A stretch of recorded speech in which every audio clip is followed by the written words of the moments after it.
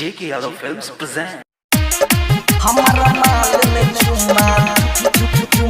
दे corona virus के डर से डीजे विकास मुँह में बांध के रहे छै ओढ़नी आ निकलै नहीं घर से मुँह में बांध के रहे छै ओढ़नी आ निकलै छै नहीं घर से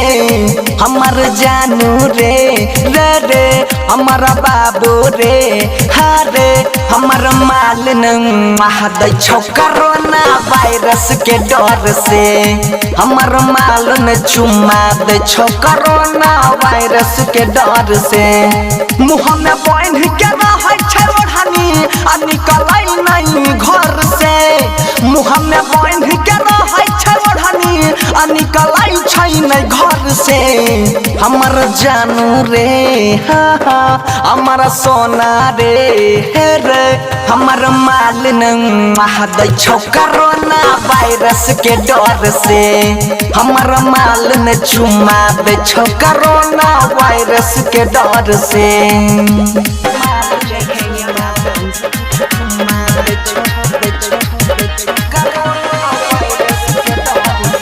मिक्स बबलू बंसाली डीजे हाँ सट ना दै छो हमरा छुएले ना गाल रे सुन के न्यूज कर दल के हरा ताल रे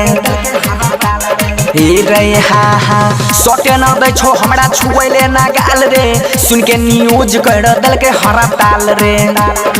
हम कह दै छियै हमे नहीं उठाबै छै भोर से हम कह दै छियै हमे नहीं उठाबै छै भोर से हमर जानू रे हमर सोना रे हमर माल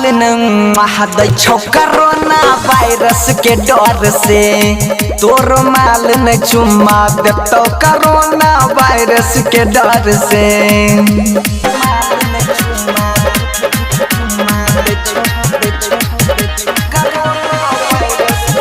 जय मां कत्यानी रिकॉर्डिंग स्टूडियो मानसी एक हाँ मुहावा में बांध के चलै छै रुमाल रे चिन्ह में आबै नहीं छै कोन के करमाल रे हाँ ओढ़नी दुपट्टा कोई बांधे छै रुमाल रे चिन्ह में आबै नहीं छै कोन के करमाल रे कहे राइटर सुधीर सोनू बनसी रहे बेजोर से कहे राइटर सुधीर सोनू बनसी रहे बेजोर से हमर जानू रे हमर सोना रे हमर माल दै छौ कोरोना वायरस के डर से केकरो माल देतौ कोरोना वायरस के डर से JK Yadav Films